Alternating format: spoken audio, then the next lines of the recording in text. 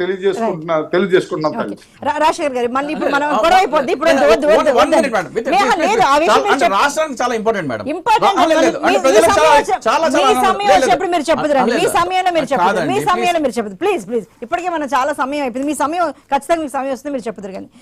Okay Sahib గారు, అర్చన గారు, మరి అంటే పొత్తుల చేతన ఎప్పుడు కోలిక వస్తుంది అన్నదే ఇప్పుడు మనకు ఉన్న ముఖ్యమైన పాయింట్ అండి.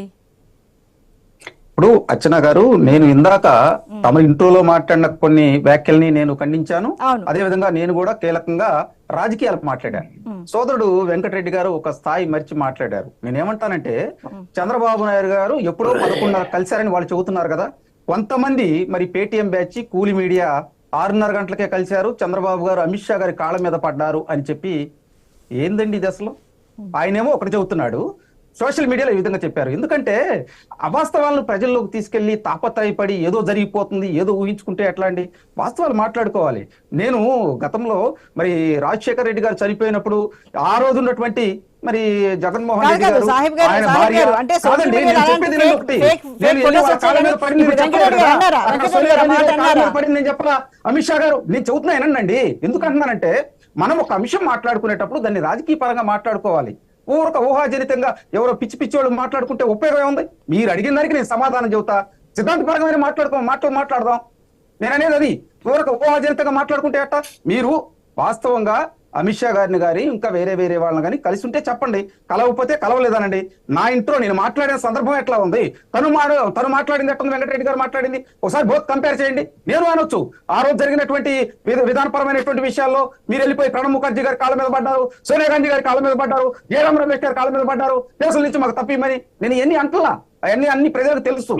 నేనేమంటానంటే, ఈ రోజు ఢిల్లీలో జరుగుతున్నటువంటి విధానపరమైనటువంటి అంశాలు మాట్లాడుకుందాం. వాళ్ళు కేంద్రంలో ఉన్నటువంటి వారు ఇక్కడ ఒక సర్వే చేయించుకున్నారు. వాస్తవంగా పొలిటికల్ పార్టీగా ఆంధ్రప్రదేశ్ లో ఏ పార్టీకి మెజారిటీ ఉంది ఏంటని వాళ్ళు పలు కీలకమైన సర్వేలు చేసుకున్నారు. దానితో పాటు అమిత్ షా గారు ఫోన్ చేశారు, ఒకసారి కలుద్దాం రాండి అని మాట్లాడుకుందామని.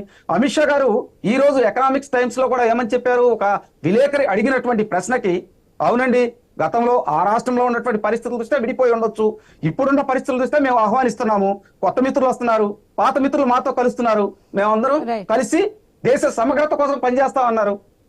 అది చెప్పుకోవాలి కదా. ఎప్పుడు అయిపోయిన దాని గురించి జరుగుతాయండి. రాజకీయాల్లో పొత్తులనే కొత్త ఏం కాదు. రాజకీయాల్లో కేంద్రంలో ఉన్నటువంటి ప్రతి పార్టీ ప్రాంతీయ పార్టీలతో పొత్తుల్లో కలిసింది. దాన్ని ఒక స్థాయి నుంచి మాట్లాడుకోకూడదండి. ఇంకా అందరికి ఒక్కొక్కరికి అవకాశం ఇద్దాము. ఓకే వెంకటరెడ్డి గారు చెప్పండి. నా స్థాయి నా చిన్న స్థాయి మేడం. నేను చిన్న స్థాయిలో తప్పేమైనా మాట్లాడానేమో.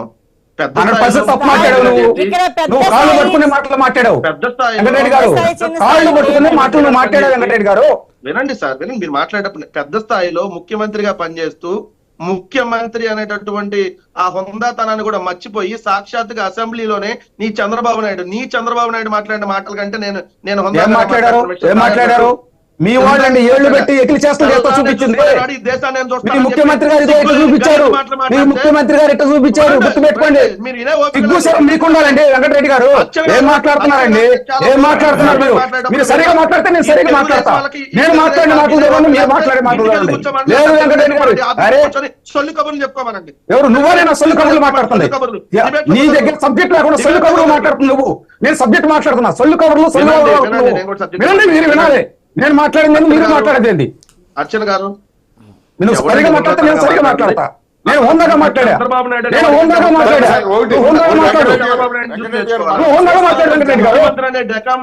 వదిలేసి అరే డెక్కనా మాట్లాడండి. గౌరవ ముఖ్యమంత్రి గారు మేము అంటున్నాం, గౌరవ ముఖ్యమంత్రి 100 సార్లు మేము అంటున్నాం, మీరు గౌరవం లేకుండా మాట్లాడుకుంటున్నారు. నేను ముఖ్యమంత్రి గారు, గౌరవ ముఖ్యమంత్రి గారు నేను మాట్లాడేది కాదండి. ఆయన మాట్లాడే భవిష్యత్తు ఉంది. సమయం చాలా తక్కువ ఉంది. ఒక్కొక్క నిమిషం లెక్కన మనం చంద్రబాబు నాయుడు హోందాతనం తెలియదు, మీ లోకేష్ జగన్ రెడ్డికి హోందాతనం తెలియదు, మీకు హోందాతనం తెలియదు. జగన్ రెడ్డికి తెలుసా హోందాతనం? జగన్ రెడ్డికి తెలుసా హోందాతనం గురించి? మీరు చెబుతున్నారండి హోందాతనం గురించి. మీకు మాట్లాడతాం తెలియదు, మీకు మాట్లాడతాం తెలియదు, మాకు మాట్లాడతాం తెలుసు. మేము సిద్ధంగా మాట్లాడతాం. మీరు పూర్వంగా కూడా మాట్లాడేది మీరంటే. నువ్వు ఇంతగా చెప్పావు కదా, 11:30 అమిత్ షా గారిని కలిస్తే 6:30 నువ్వు ఇంట్లో నేర్చుకోవాలి, నువ్వు ఇంట్లో నేర్చుకోవాలయా, నువ్వు ఇంట్లో నేర్చుకోవాలి, నువ్వు ఇంట్లో నేర్చుకోవాలి. నీకు సిగ్గు సేవ ఎక్కడ మాట్లాడతావు? నువ్వు సబ్జెక్ట్ మాట్లాడు, నువ్వు సబ్జెక్ట్ మాట్లాడు. సబ్జెక్ట్ మాట్లాడు, నువ్వు సబ్జెక్ట్ మాట్లాడాలి. ఏంది సబ్జెక్ట్ మాట్లాడు? మీరు మనిషి అయితే మనిషి పట్టుకోలు పుడితే కరెక్ట్ మాట్లాడాలి. మీకు సిగ్గు లేదు, మీకు సిగ్గు లేదయా? జగన్మోహన్ రెడ్డి గారికి సిగ్గు లేదు, మీకు సిగ్గు లేదు అంటున్నా నేను. మీకు బుద్ధుందా? మీరు మనిషి పట్టుకు పుట్టారా? మనిషి పట్టుకు పుట్టారా? ఆ విధంగా సోషల్ మీడియాలో పోస్టులు పెడతారు, సోషల్ మీడియాలో పోస్టులు పెడతారు. మీకు సిగ్గు ఉంటే సోషల్ మీడియాలో సోషల్ మీడియాలో వెంకటరెడ్డి గారు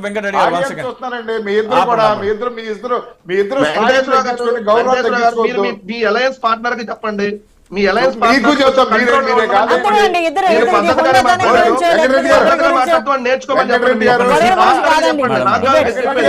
వెంకటరెడ్డి గారు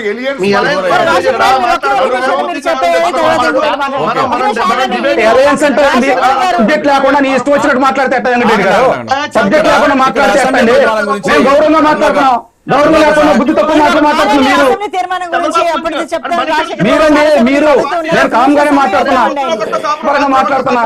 అసెంబ్లీ తీర్మానం గురించి వెంకటరెడ్డి గారు దయచేసి మీ బస్సులు కాళ్ళ మీద కూడా బస్సులు, కాళ్ళు పట్టుకునే బస్సులు, చిత్కాల బస్సులు మీరండి.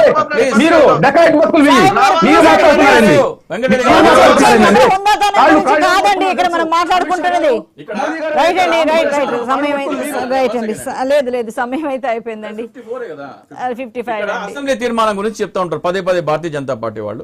ఒకవేళ ఆంధ్రప్రదేశ్ అసెంబ్లీ కనుక తీర్మానం చేసి పంపిస్తే ఒక ప్రధానమంత్రి స్థాయిలో ఉన్న వ్యక్తి ఆంధ్రప్రదేశ్ లో పరిశ్రమలు ఏర్పడాలంటే ప్రత్యేక హోదా ఇచ్చి తీరాల్సిందే, మేము తిరస్కరిస్తున్నామని చెప్పాలి. ఎవడు బతుకులేంటో ప్రజలకు మరి ఎందుకు ఇంకా బతికేంటి